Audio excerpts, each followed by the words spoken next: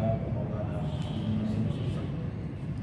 رسول النبی سید المکین الامین الرحیم اما بعد اعوذ باللہ من الشیطان الرجیم بسم اللہ الرحمن الرحیم قال اللہ تبارک و تعالی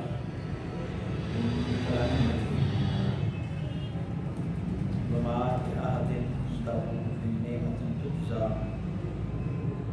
صدق اللہ العظیم صدق رسوله النبی الکریم الامین ان ابتغاء وجه رب الاعلی صدق رسوله النبی الکریم الامین اما بعد اللہ جل مجدہ کا شکر و احسان بجا لاتے ہیں جس رب العزت نے میں اپنے پیارے حبیب صلی اللہ علیہ وآلہ وسلم کی امت و غلامی میں پیدا فرمایا۔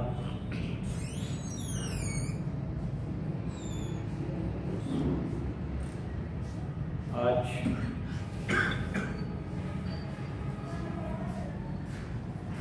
حضور نبی مکرم صلی اللہ علیہ وآلہ وسلم کے مخلص اور با وفا ساتھی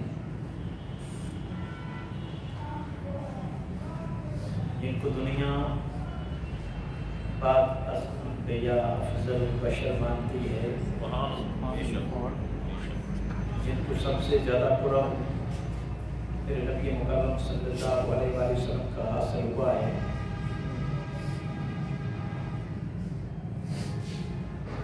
جب پورا مکہ دشمن تھا،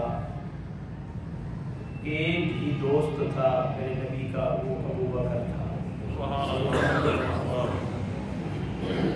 جب پورا مکہ دشمن ہے تو ایک آپ کے جان کے پرائے، آپ کے جان کے دشمن ہے، تو ایک ہی شخص تھا جو بچانے والا تھا، وہ ابو بکر تھا۔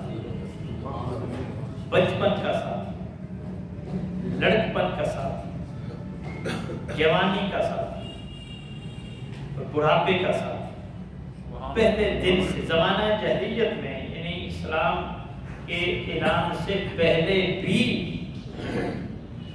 جو بہت کلوز تھا میرے حضور کے، وہ ابو بکر تھے۔ اور یہ دوستی، یہ وفا، یہ محبت مرتے دم تک برقرار رہی۔ یہ مہینہ ان کا مہینہ ہے، اس کی 22 تاریخ کو ان کا یوم وصال ہے۔ آج کا جمعہ ہم حضور کے دوست، رفیق خاص، یار غار، با وفا سیدنا صدیق اکبر رضی اللہ تعالیٰ عنہ کے نام کرتے ہیں۔ سبحان اللہ۔ حضور کے ساتھ رہے، زندگی بھر حضور کا ساتھ دیا، سفر میں ساتھ ہیں، نظر میں ساتھ ہیں، جنگ میں ساتھ ہیں، عمل میں ساتھ ہیں، بلکہ حضور نے فرمایا انت صاحبی فی الغار، انت صاحبی فی الغار صاحبی فی الجنہ، تو غار میں بھی میرا ساتھی ہے اور جنت میں بھی میرا ساتھی ہے۔ عالمی ارواح ہو یا دنیا، قبر ہو یا حشر، حوض کوثر ہو یا جنت، جو شخص ہر جگہ پہ حضور کے ساتھ ساتھ نظر آتا ہے وہ ابو بکر ہے۔ اور یہ سنگت، یہ رفاقت، یہ قربت قرآن نے بھی بیان کی ہے۔ قرآن میں بھی جہاں ابو بکر کا ذکر آیا ہے نا، وہاں حضور کا ذکر، جہاں حضور کا ذکر وہاں ابو بکر کا ذکر، یعنی جتنی ضرورت تھی نا ذکر کرنے کی، وہ ابو بکر کو حضور کے ذکر کو ساتھ ساتھ رکھا ہے۔ ارشاد باری تعالیٰ ہے محمد رسول اللہ والذین معہ، محمد اللہ کے رسول ہیں، اس سے مراد حضور کی ذات ہے، والذین معہ جو ان کے ساتھی ہیں، اس سے مراد ابو بکر کی ذات ہے۔ حضور کے ذکر کے ساتھ ابو بکر کا ذکر ہے۔ والذی جاء بالصدق وصدق بہ، وہ ہستی جو سچائی لے کر آئی، اس سے مراد مصطفیٰ ہیں۔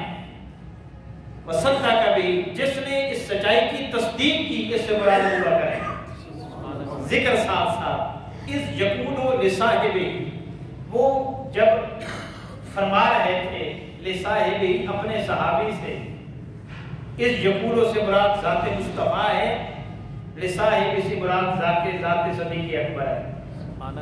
اور یہاں پہ ایک اور نقطہ لطیف، 1,24,000 کم و بیش صحابہ ہیں حضور کے، جنہوں نے جانوں کا نذرانہ پیش کیا، حضور کے ایک اشارے پر مر مٹنے کے لیے ہر وقت کمر بستہ رہا کرتے تھے۔ یہ سارے صحابہ آقا علیہ السلام کہ میرے نبی نے ان کے بارے میں فرمایا الصحابہ کا نجوم اقتدیتم اہتدیتم، یہ سارے صحابہ ستارے ہیں، سبحان اللہ، جس کی بھی اقتدا کرو گے ہدایت پا جاؤ گے۔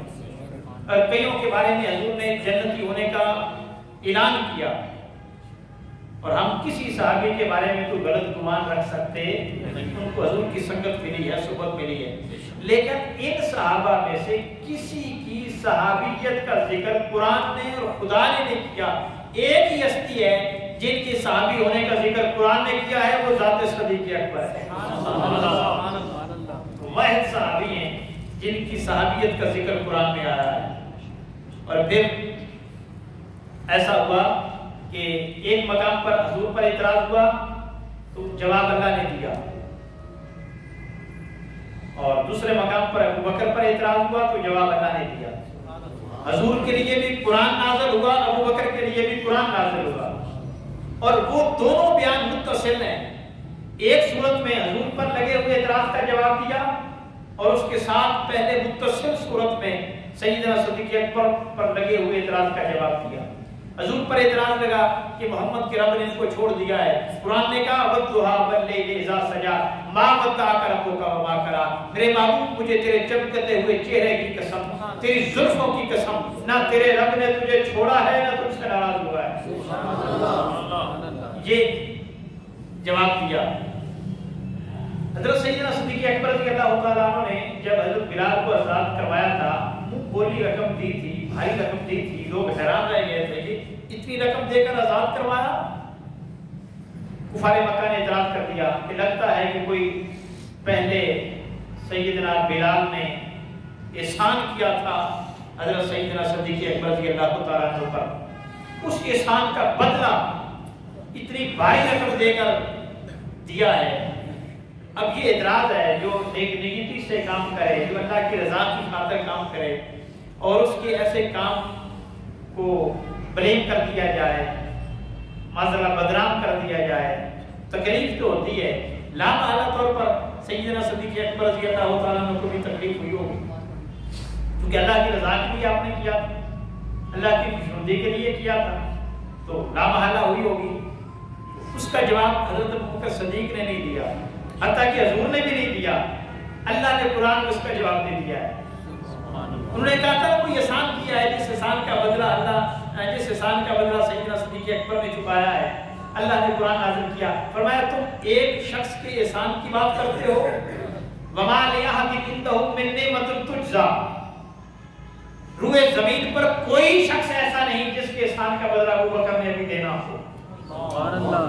سوال ہے پھر کیوں آزاد کروایا؟ اِلَّا ابْتِغَاءَ وَجْهِ رَبِّهِ الْأَعْلَىٰ، کسی اور نیت سے نہیں، صرف خدا کو راضی کرنے کے لیے کیا۔ میں اور آپ عمل کریں نا تو اس میں کوئی گارنٹی نہیں ہے کہ ہم نے اللہ کی رضا کی خاطر کیا ہے یا لوگوں کو دکھانے کے لیے کیا ہے، یا مقبول ہوگا کہ نہیں ہوگا۔ صدیق اکبر تیری عظمت کو سلام پیش کرتے ہیں، تیرے عمل کی قبولیت کی گارنٹی خود مولا دے رہا ہے، اللہ دے رہا ہے کہ ابوبکر نے کسی کو راضی کرنے کے لیے نہیں کیا، فقط مجھے راضی کرنے کے لیے کیا ہے۔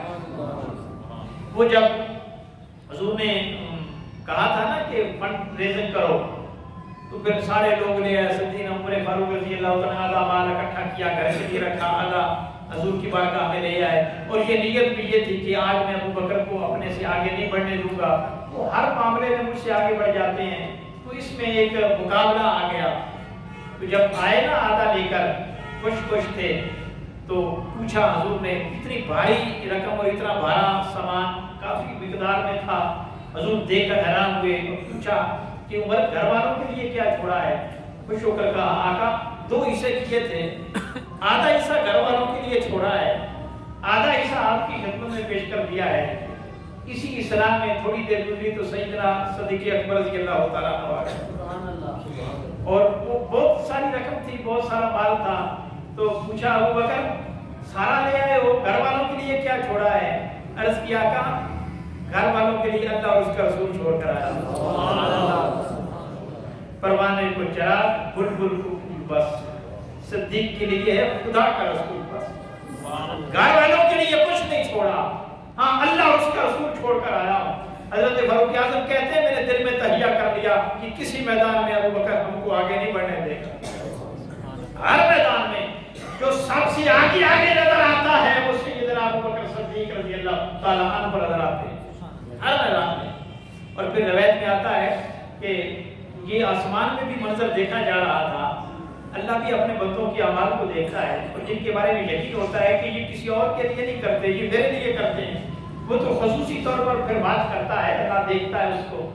تو پھر اللہ نے بھی آسمان والوں کے لیے کہہ دیا، حضرت سیدنا صدیق اکبر نے چونکہ کپڑے بھی اتار دیے تھے، وہ ٹاٹ کا لباس پہنا، تو وہاں بھی ایسا منظر بنا دیا۔ جب نیچے آئے حضور کی بارگاہ میں جبریل کو بھیجا، جبریل کو نیچے بھیجا تو کہا اللہ سلام پیش کرتا ہے ابو بکر کو، اور یہ پوچھتا ہے کہ اتنا کچھ لٹانے کے بعد دل خوش تو ہے نا اپنے رب سے؟ ہم زیادہ خرچ کر لیں دل تکلیف میں ہوتا ہے، پھر آہستہ آہستہ مطمئن کرتے ہیں کہ یار چلو اللہ کے لیے کیا ہے نا، اللہ کے لیے کیا، اس کا اجر ملے گا، اطمینان آہستہ آہستہ ملتا ہے۔ اس وقت ایک تکلیف ہوتی ہے، بہت کم لوگ ہیں جن کو تکلیف نہیں ہوتی، وہ اس بات پر اللہ کا شکر ادا کریں کہ اپنی ضرورت سے زائد بھی خرچ کر دیں اور تکلیف نہ ہو، سمجھے اس کا تعلق حضرت سیدنا صدیق اکبر کے قبیلے سے ہے، جن کو خرچ کرنے کے بعد تکلیف نہیں ہوتی، جو زیادہ بھی خرچ کر لیں تو تکلیف نہیں ہوتی، وہ سمجھیں کہ اللہ کی رضا ہے اور اللہ راضی ہے۔ تو کہا اللہ پوچھتا ہے ابو بکر سے پوچھو تو صحیح، وہ خوش تو ہے نا؟ سیدنا صدیق اکبر کو حضور نے خدا کا سلام پیش کیا اور کہا اللہ کہتا ہے کہ ابو بکر خوش تو ہے نا؟ کہتے ہیں حضرت ابو بکر مسجد میں آ گئے اور فرمانے لگے ہاں میں اپنے رب سے راضی ہوں، میں اپنے رب سے راضی ہوں، میں اپنے رب سے راضی ہوں، 3 بار کا۔ اور اللہ نے کہا کہ آج تو آسمان والوں نے بھی سیدنا صدیق اکبر کی سنت پر عمل کرتے ہوئے ٹاٹ کا لباس پہنا ہوا ہے۔ تو اللہ اپنے بندوں کو پھر پروٹوکول دیتا ہے، پھر عزتیں دیتا ہے، پھر مقام دیتا ہے، پھر رتبے دیتا ہے، پھر کمال دیتا ہے۔ یہی وجہ ہے کہ آج بھی دنیا کہتی ہے کہ حضور کے بعد، انبیاء کے بعد اگر کسی کا نام آتا ہے تو ابو بکر کا آتا ہے۔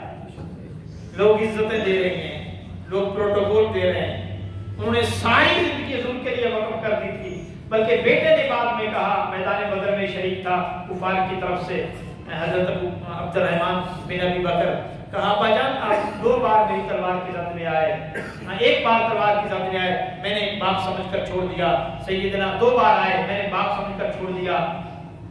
حضرت سیدنا صدیق اکبر کہتے ہیں اس ذات کی قسم جس کے قبضہ قدرت میں میری جان ہے، اگر 1 بار بھی تو میری تلوار کی زد میں آتا نا تو میں اپنا بیٹا سمجھ کر نہیں، دشمن مصطفیٰ سمجھ کر تیری گردن تن سے جدا کر دے۔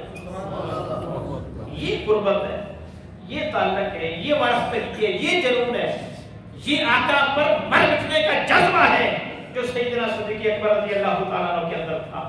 اور پھر یہ جذبہ ایسے نہیں رہتا، یہ زہر نہیں رہتا، یہ باطن میں بھی اتر جاتا ہے، یہ باطن میں بھی اتر جاتا ہے۔ وہ جب 3 دن غار ثور میں اکٹھے رہے نا، اب وہ بھی محبت کا ایک قصہ ہے کہ حضور نے ہجرت سے کچھ دن پہلے صحابہ کی میٹنگ میں کہہ دیا کہ مجھے حکم ملنے والا ہے، میں قریب ہجرت کرنے والا ہوں، آپ لوگوں کو اجازت ہے کہ آپ ہجرت کر لو، جو جس کو موقع ملتا ہے وہ ہجرت کرے، میں بھی آنے والا ہوں، مجھے بھی حکم ملنے والا ہے۔ اب پھر وہ وقت قریب آ گیا، حضور رات کو پہلے کسی کو نہیں بتایا، اچانک علی مرتضیٰ کو اپنے بستر پر سلایا اور مولا علی کو سلا کر پھر رات کو حضور نکلے۔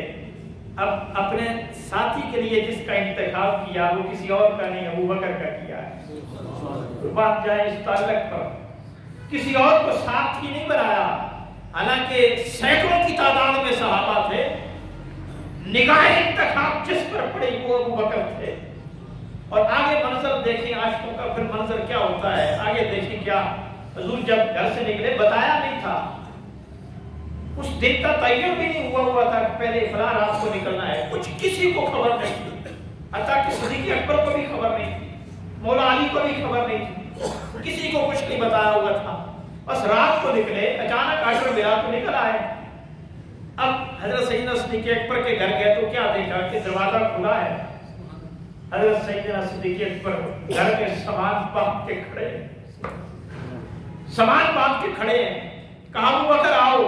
हजूर हैरान रह गए, पूछा अबू बकर ये तुम तैयारी करके कैसे खड़े हो?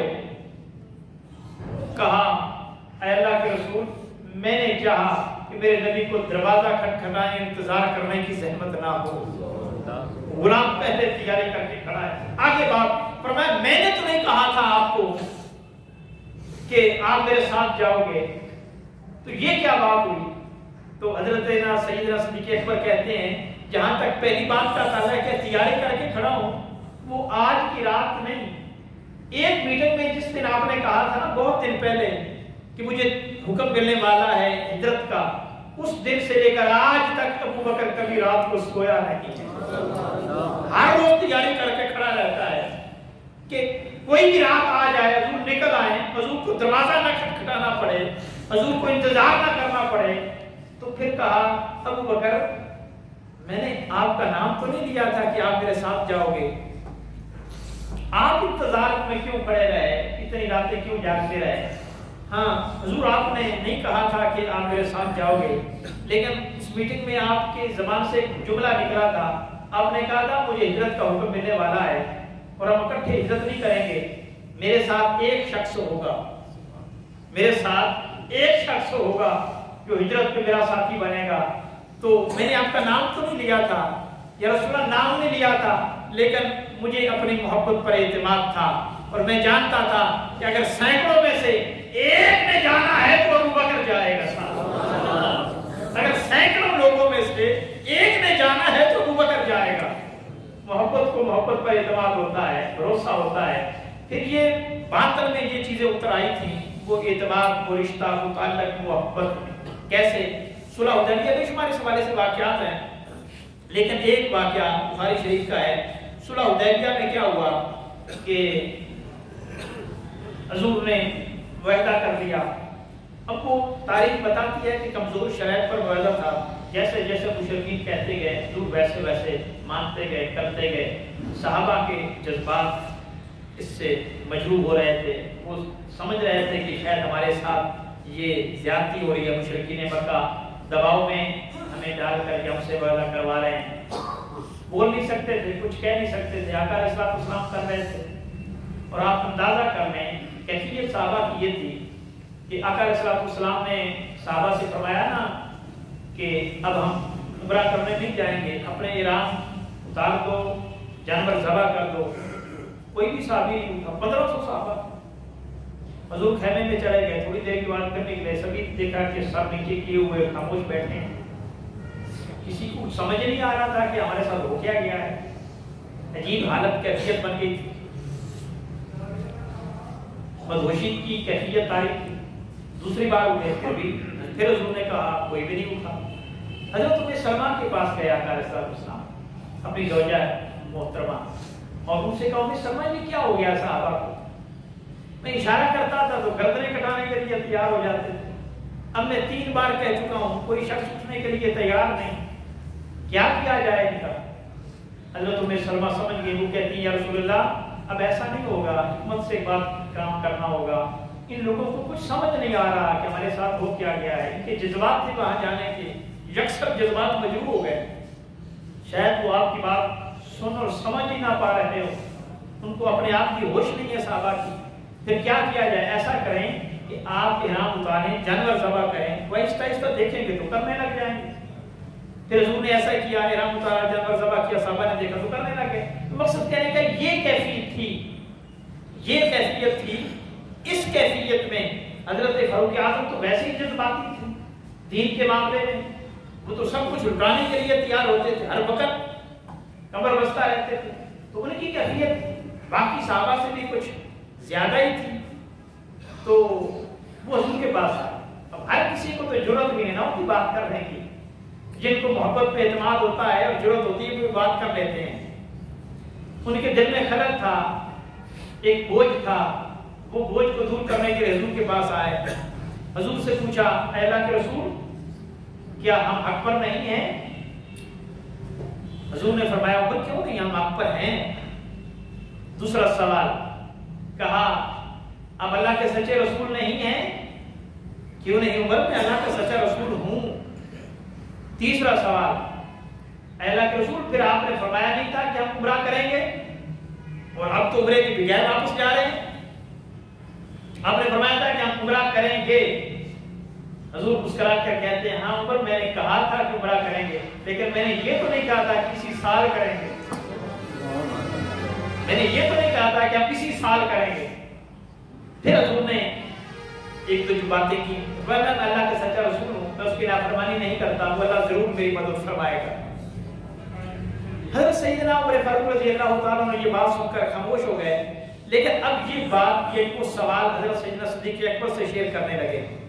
وہی بات آ کر کہتے ہیں ابو بکر بھائی میں پریشان ہوں، حضور نے مجھے بتایا تو ہے، لیکن میں آپ سے بھی وہ سوال کرنا چاہتا ہوں، یہ کیا ہو گیا ہمارے ساتھ، کیا ہم حق پر نہیں ہیں؟ سیدنا صدیق اکبر کہتے ہیں عمر کیوں نہیں، ہم حق پر ہیں، حضور اللہ کے سچے رسول نہیں ہیں؟ کہا عمر بھائی حضور اللہ کے سچے رسول ہیں۔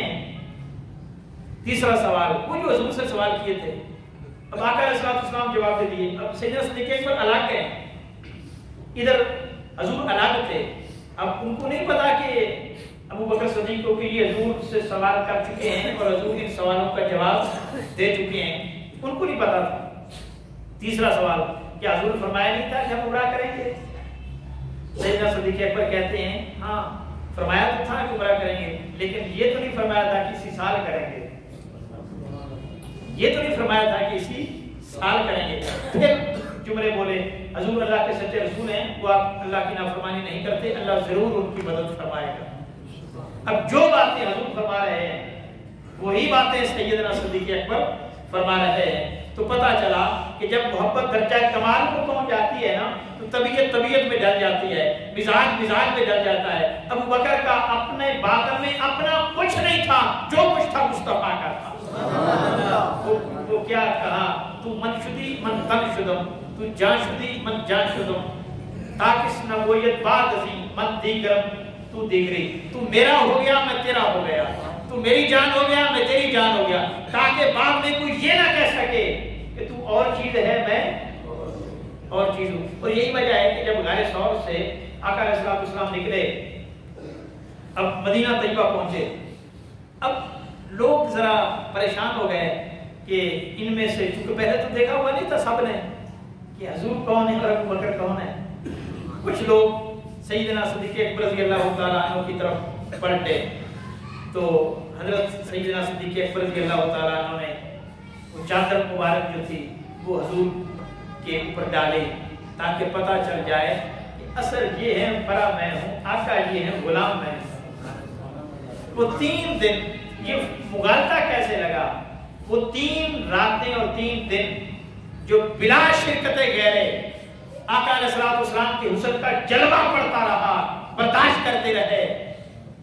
اب صحبت کا اثر تو ہوتا ہے نا، حسن کے جلوے کے پڑنے کی وجہ سے سیدنا صدیق اکبر کا چہرہ بھی نورانی ہی لگنے لگ گیا تھا۔ وہ کیا کہتے ہیں، بس یہ پوزیشن تھی کہ چہرہ ابو بکر کا تھا، جمال رسول اللہ کا تھا، قامت ابو بکر کی تھی، چال رسول اللہ کی تھی، زبان ابو بکر کی تھی، گفتار رسول اللہ کی تھی۔ تو اتنا قربت، اتنی محبت آقا علیہ السلام نے خود فرمایا ہے کہ میں نے دنیا میں جس نے بھی مجھ پر احسان کیا ہے میں نے اس کے احسان کا بدلہ دے دیا ہے، لیکن واحد ابو بکر ہے جس کے احسان کا بدلہ میں دنیا میں نہیں دے سکا، آخرت کے دن خدا کی عطا کرے۔ اور سیدنا صدیق اکبر رضی اللہ تعالیٰ عنہ سے ایک صحابی حضرت ابو دردہ چلتے چلتے قدم آگے بڑھ گیا، تو آقا علیہ السلام نے اس کے کندھے پہ ہاتھ رکھ کر فرمایا ابو دردہ کس ہستی سے تم آگے نکل رہے ہو، تمہیں نہیں پتا خدا کی قسم یہ دنیا میں بھی تم سے افضل ہے، آخرت میں بھی تم سے افضل ہے۔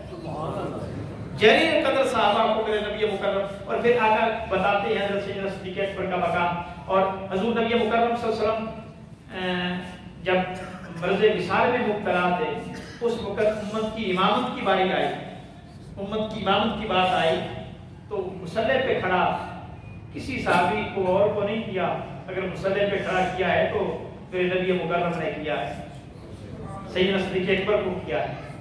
سیدہ عائشہ صدیقہ رضی اللہ تعالیٰ عنہ فرماتی ہے میں کہتی رہ گئی کہ میرے بابا کو امت کا امام نہ بنائیں، وہ رقیق القلب ہیں، امت کی امامت کا بوجھ برداشت نہیں کر سکیں گے، لیکن حضور نے فرمایا مرو ابو بکر ان یصلی بالناس، ابو بکر سے کہو کہ لوگوں کو نماز پڑھائے، لا ينبغي لقوم فيهم ابو بکر ان يومهم غیرہ، ایسا نہیں ہو سکتا کہ جس قوم میں ابو بکر جیسا شخص ہو پھر امام کسی اور کو بنایا جائے۔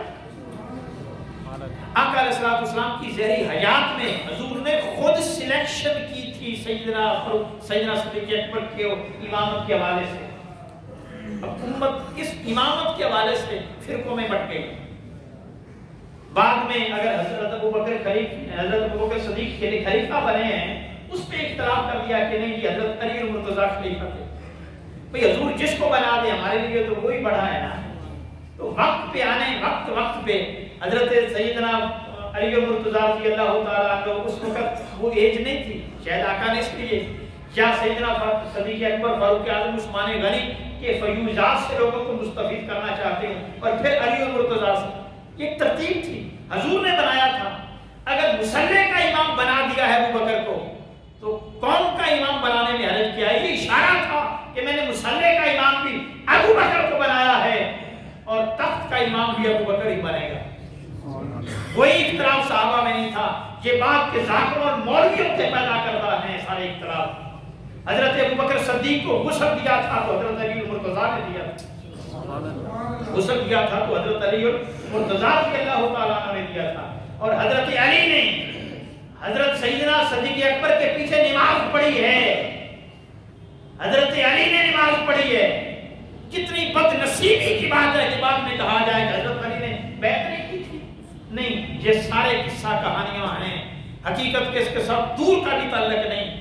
وہ یکجان تھے، ان لوگوں کا آپس میں کوئی اختلاف نہیں تھا، یہ ہمارے پیدا کردہ اختلافات ہیں۔ حضور نے خود جب امام بنایا ہے تو پھر کس کو کیا مجال تھی کہ وہ ابو بکر صدیق کے پیچھے نماز نہ پڑھے؟ اور آج کے ملا کو کیا تکلیف ہے کہ سیدنا صدیق اکبر کو امام نہ مانے؟ حضرت ابو بکر صدیق امت کے بھی امام ہیں، مولا علی کے بھی امام ہیں، امت کے بھی امام ہیں، مولا علی کے بھی امام ہیں۔ اور اب اگلی بات جس کو یہاں تک ہم سیدنا صدیق اکبر خلفائے راشدین کو ڈسکس کرتے ہیں، اگلا جو اہم چیپٹر ہے ہم نے کبھی اس کو ڈسکس نہیں کیا، وہ ہے خلافت کا، وہ ہے سیاست کا، وہ ہے حکومت کا۔ ہم نے یہ چیپٹر کبھی کھولا ہی نہیں۔ 2.5 سالہ پوری کی پوری 2.5 سالہ زندگی ان کی اس مشن پر وابستہ ہے، ہم نے اس کو کبھی ڈسکس ہی نہیں کیا۔ بدقسمتی اس امت کی یہ ہے کہ نماز کا مسئلہ ہے، روزے کا مسئلہ ہے، حج کا مسئلہ ہے، زکوٰۃ کا مسئلہ ہے تو خلفائے راشدین کو کوٹ کرتے ہیں، ان کا حوالہ دیتے ہیں، لیکن سیاست کا ہے، عدالت کا ہے، معاملات کا ہے، ہم نے کبھی ان کو ڈسکس ہی نہیں کیا، ہم نے کبھی ان کو فالو ہی نہیں کیا۔ حالانکہ دنیا میں سب سے بڑے سیاستدان سیدنا صدیق اکبر ہیں میرے مصطفیٰ کے بعد، مجے ہوئے سیاستدان تھے سیدنا صدیق اکبر۔ اور سیاست عبادت ہے، ہم نے اس کو بزنس اور کاروبار بنا لیا۔ اس ناپاک سیاست کو ختم کر کے سیاست سیدنا صدیق اکبر کو لانے کی ضرورت ہے۔ اور یہ لچے لفنگے ڈاکو چور لائیں گے یا نیک صالح متقی پرہیزگار لائیں گے؟ ہم جب بھی کوئی نیک آدمی آتا ہے اس کی پہلے مخالفت کرتے ہیں کہ یہ سیاستدان یہ اچھا آدمی تھا، سیاست میں آ گیا۔ بھئی ان چوروں سے سیاست کو پاک کیسے کرنا ہے؟ کوئی اچھا آئے گا پاک کرنے کے لیے یا پھر چور ڈاکو ہی آئے گا پاک کرنے کے لیے؟ یہ سینس نہیں ہے ہماری قوم کے اندر۔ یہ شعور کب بیدار ہوگا؟ یہ فکر کب اجاگر ہوگی؟ یہ شعور کی آنکھ کب کھلے گی کہ چور ڈاکہ زنی سے اگر بچانا ہے تو ڈاکو کو لانا ہوگا، پھر چور کو لانا ہوگا؟ ہم کہتے ہیں کہ پرانا پاکستان، بھئی اگر ہم آپ ایک بات تسلیم کرتے ہیں کہ یہ ایماندار حکمران ہے اور وہ چور تھے تو پھر کہتے ہو دوبارہ اس سسٹم کو بچانے کے لیے چور آئے؟ دیکھو پرابلم کہاں ہے، مسئلہ کیا ہے؟ مسئلہ سسٹم نظام کے بدلنے کا ہے۔ حکمران دیانتدار ہے، وہ کرپٹ نہیں ہے۔ عمران خان کی حد تک بات کرتا ہوں، وہ کرپٹ نہیں ہے، سسٹم کرپٹ ہے۔ وہ بیچارہ اس سسٹم میں اپنی توانائیاں ضائع کر رہا ہے اور کچھ نہیں ملے گا، لہذا ضرورت سمجھ کی ہے وہ تو خلفائے راشدین کا نظام لایا جائے، قرآن کا نظام لایا جائے، نبی مکرم کا دیا ہوا نظام نافذ کیا جائے، اور یہ سیاست عبادت سمجھ کر کی جائے۔ حضور نے تو فرمایا تھا کہ تمہارے لیے میری سنت اور میرے خلفاء کی سنت ہے۔ ارے 30 برس تو خلفاء کی سنت یہ سیاست رہی، آپ نے اس کو عبادت سے نکال دیا۔ 10 سالہ سنت حضور کی رہی، آپ نے اس کو عبادت ہی نہیں سمجھا، باقی سنتیں مانتے ہو۔ حضور کی یہ 10 سالہ جو سنت ہے سیاست کی، اس کو کوئی ماننے کے لیے تیار ہی نہیں۔ آپ اس کو دین سے نکالو گے، دین پیچھے رہ کیا جاتا ہے یار، دین کا حشر کیا کر دو گے پیچھے۔ لہذا پڑھے لکھے لوگ، مولوی، پریزگار، دیندار، وہ کہتے ہیں یہ اس کا عبادت کے ساتھ دین کے ساتھ کوئی تعلق ہی نہیں۔ بھئی اگر اس کو نکالو گے پھر دین بچتا کیا ہے پیچھے؟ یہی وجہ ہے کہ ذلت و رسوائی کا ہم شکار ہے، یہی وجہ ہے کہ امانت نام کی کوئی چیز نہیں ہے۔ میرے نبی مکرم صلی اللہ علیہ وسلم نے فرمایا کہ اگر حکمران عادل ہو تو قیامت کے دن اللہ کے عرش کے سائے کے نیچے کھڑا ہوگا۔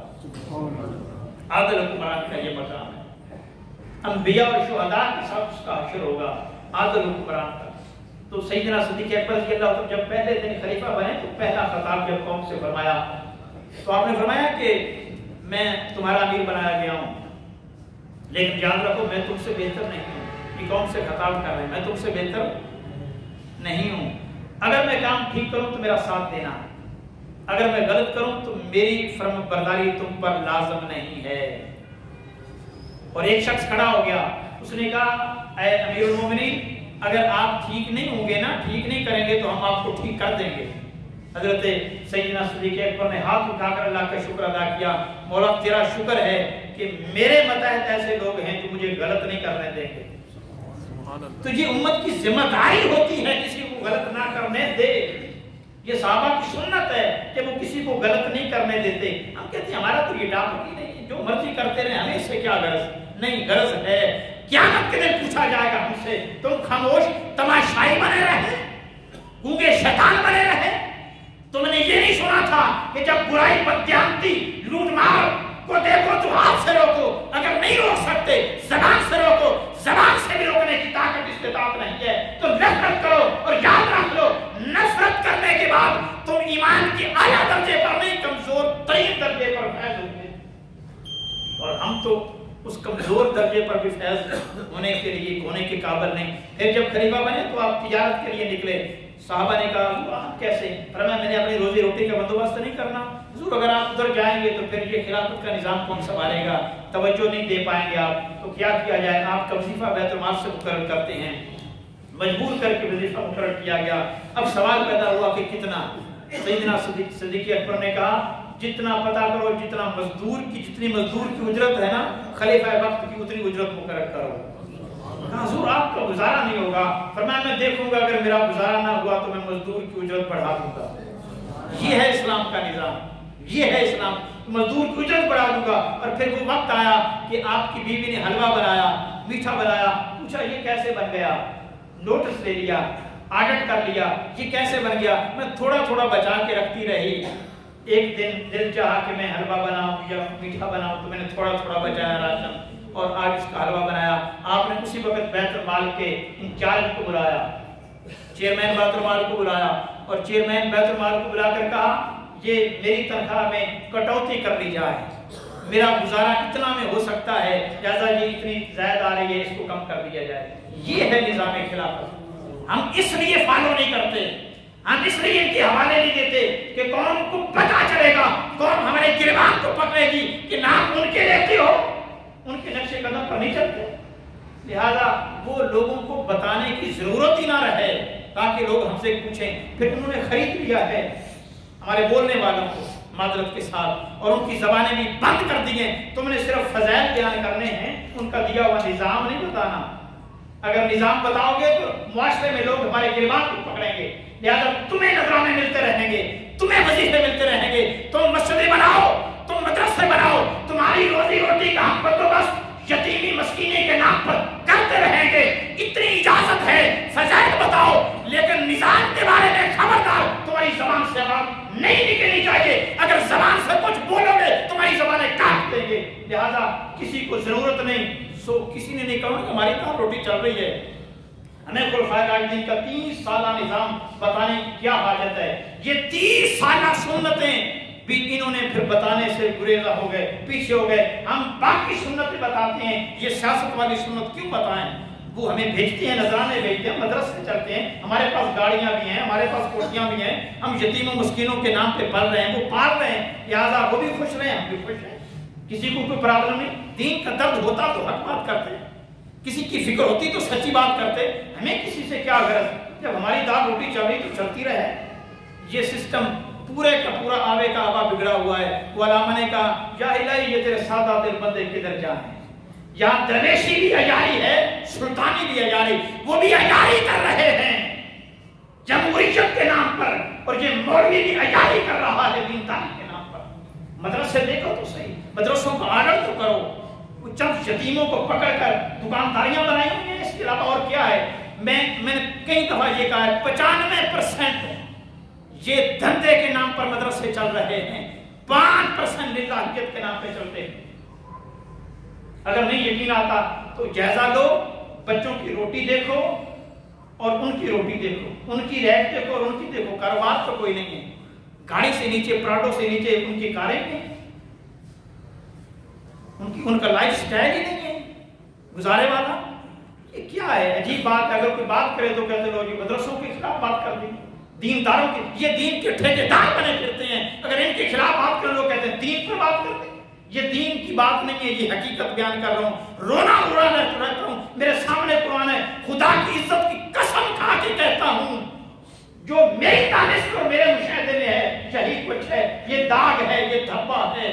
اور پھر اگلی باتوں کی بات یہ ہے کہ جو مدرسوں کے ناظم ہیں ان میں سے 90% چٹی ان پڑھ ہیں۔ اب شاہپور کے مدرسوں کے ناظموں کی لسٹ بنائیں، دیکھیں ان کے ایجوکیشن کیا ہے، ان پڑھ ہیں، کوئی اور دھندا ملتا نہیں تھا، مدرسہ بنا لیا، بورڈ لگا لیا، چندے لے لیے، اللہ خیر سلام۔ اب اس کو کیا تکلیف ہے کہ وہ کرے؟ دعا ہے اللہ جل مجدہ عمل کی توفیق اللہ